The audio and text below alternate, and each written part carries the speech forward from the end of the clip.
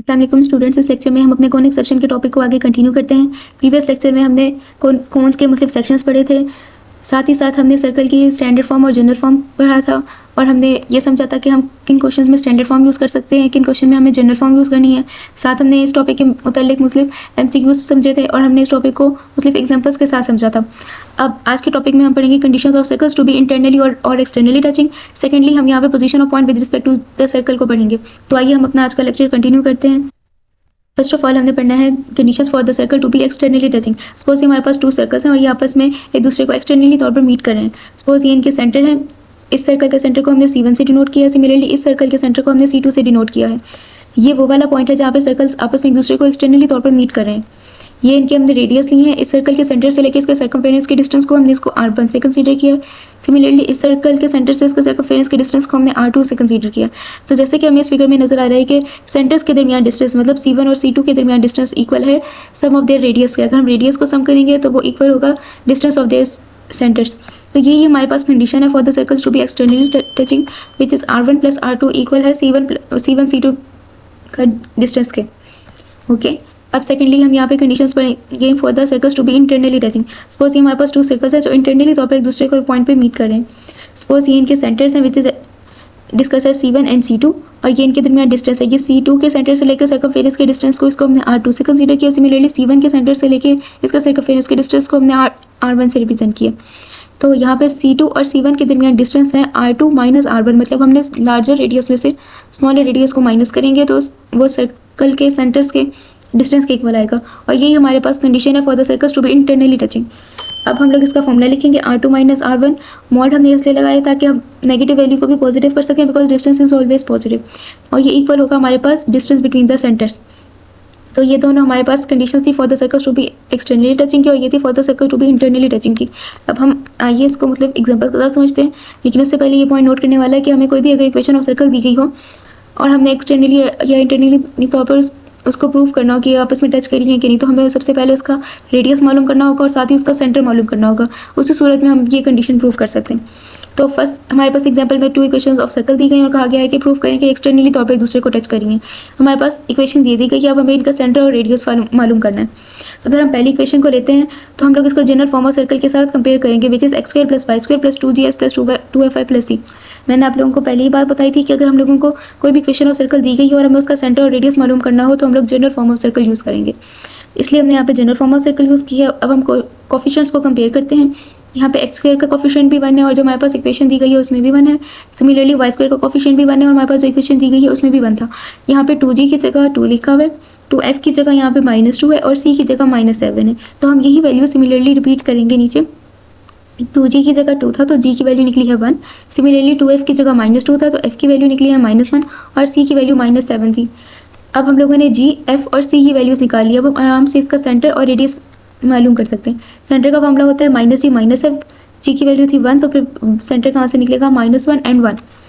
Okay, अब radius मालूम करते हैं। R1 की वैल्यू होगी g² plus f² minus c। g की वैल्यू है 1, f की वैल्यू है -1 और c की वैल्यू है -7। हम वैल्यूज अंदर प्लग इन करेंगे और R1 का आंसर निकलेगा 3। हमारे पास C1 की वैल्यू निकल आई है -1 1 और R1 की वैल्यू निकल आई है 3। अब हम सेकंड इक्वेशन ऑफ सर्कल को लेंगे और इस केस में भी हमने सेंटर और रेडियस मालूम करना है। हमें इक्वेशन दी गई है और सेंटर और रेडियस मालूम करना है, इसलिए हम जनरल फॉर्म ऑफ सर्कल को यूज़ करेंगे which is x² plus y² plus 2gx plus 2fy plus c is equal to 0।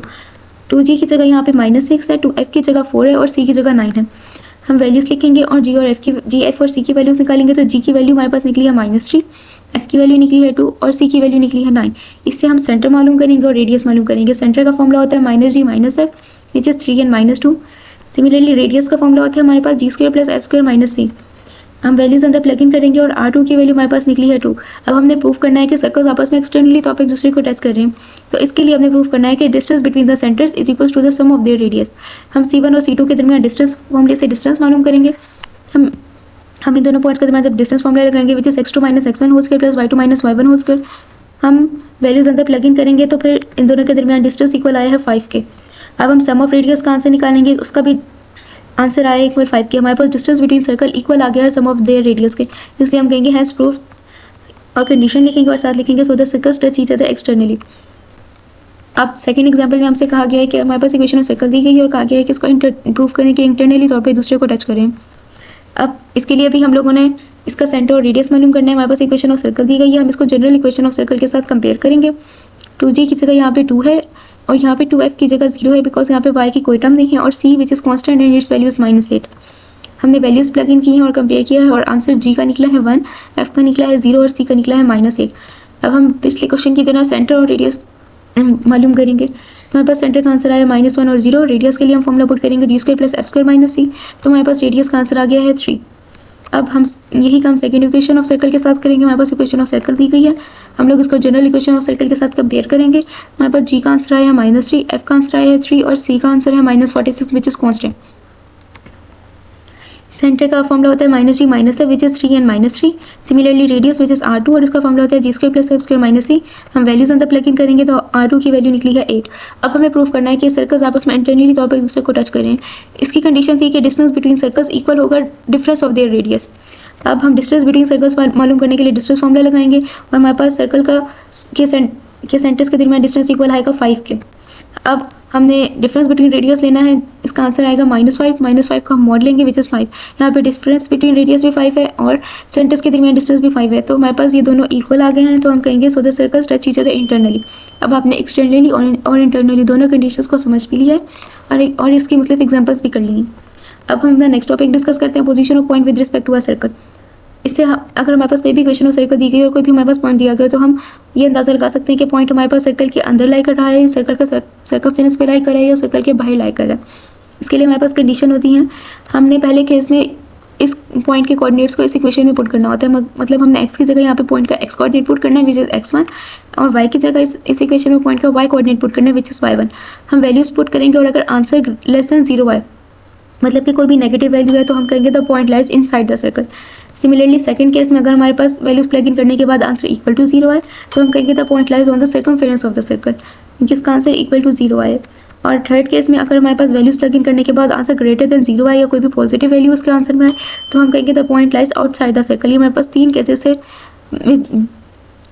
जिससे हम मालूम कर सकते थे कि पॉइंट सर्कल के अंदर लाई करता है, सर्कल के सर्कमफेरेंस पे लाई करता है या सर्कल के आउटसाइड लाई करता है।